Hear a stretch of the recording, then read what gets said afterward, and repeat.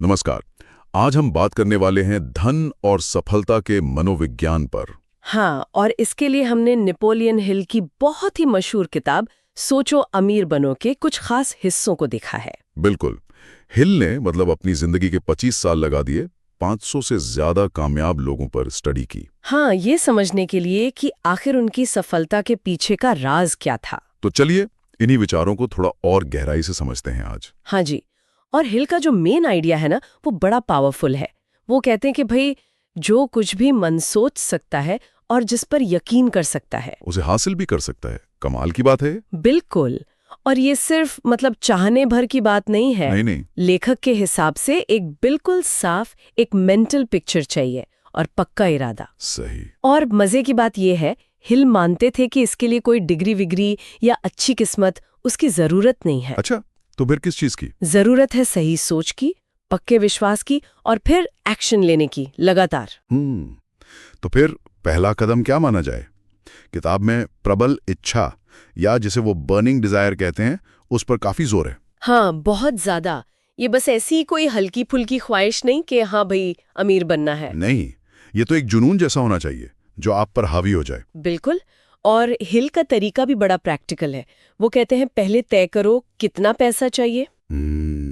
एकदम स्पेसिफिक। हाँ, और कब तक चाहिए और उसके बदले में आप क्या देने को तैयार हैं, क्या मेहनत करेंगे। ठीक है। फिर उसे लिख लो और रोज पढ़ो, सुबह शाम, ताकि वो ख्याल एकदम मन में बैठ जाए। सही।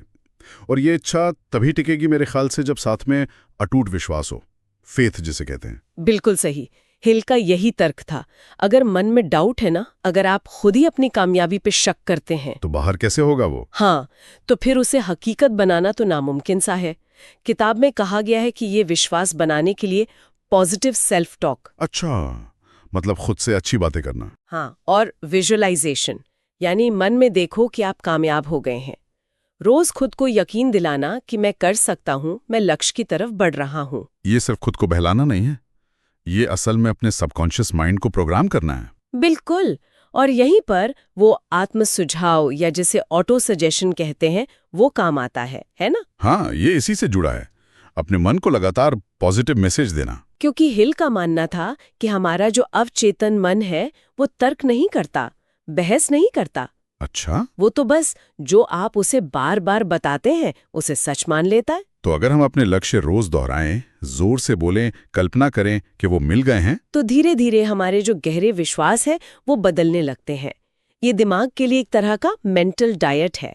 दिलचस्प। और फिर ज्ञान की बात आती है, नॉलेज की। इसमें भी हिल ने कुछ अलग कहा है शायद। हाँ, यहाँ एक बहुत जरूरी फर्क बताया गया है। हिल कहते हैं कि सिर्फ जानकारी जमा कर लेना काफी नहीं है, जनरल नॉलेज से काम नहीं चलेगा।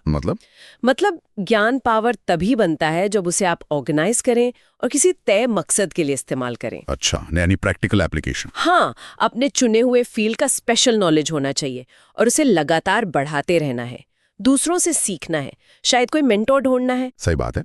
ज्ञान इस्तेमाल में आए तभी उसकी कीमत है। बिल्कुल। और ज्ञान के बाद अगला अहम पॉइंट है निर्णय लेना, डिसीजन। किताब के हिस्से बताते हैं कि ज्यादातर लोग यही मार खा जाते हैं। हाँ, ये बहुत बड़ी बात है। लोग फैसले लेने से बचते हैं या टालते रहते हैं। हिल ने अपने रिसर्च में पाया कि जो कामयाब लोग थे वो फौरन फैसले लेते थे और फिर उन पर टिके रहते थे, जरूरत पड़ने पर ही धीरे धीरे बदलते थे। जबकि जो असफल रहे वो धीरे धीरे बड़ी मुश्किल से फैसला लेते थे और फिर जरा सी मुश्किल आई तो फौरन बदल देते थे। हाँ, ये तो बहुत बड़ा फर्क है सोचने के तरीके में। बिल्कुल। और एक बार फैसला ले लिया तो फिर चाहिए दृढ़ता, परसिस्टेंस। ये शायद सबसे मुश्किल है तो मुश्किल, पर शायद सबसे जरूरी भी यही है। हार नहीं माननी, चाहे कितनी भी दिक्कतें आए, लोग आलोचना करें या टेम्पररी फेलियर मिले। किताब में लिखा है ज्यादातर लोग पहली बड़ी मुश्किल पर ही गिव अप कर देते हैं। हाँ, जबकि हो सकता है कामयाबी बस अगले ही मोड़ पर हो। हिल का वो फेमस कोट है ना, जीतने वाले कभी हार नहीं मानते और हार मानने वाले कभी नहीं जीतते। ये सिर्फ कहने की बात नहीं, ये एक माइंडसेट है। सही कहा। और आखिर में एक और बड़ा दिलचस्प आइडिया है मास्टरमाइंड ग्रुप का। हाँ, ये भी बहुत अनोखा कॉन्सेप्ट है। इसका मतलब है कि अपने आसपास ऐसे लोगों का एक ग्रुप बनाओ जो आपके लक्ष्य में आपकी मदद करें, जिनके साथ आप आइडियाज डिस्कस कर सकें, एक दूसरे को मोटिवेट कर सकें। बिल्कुल।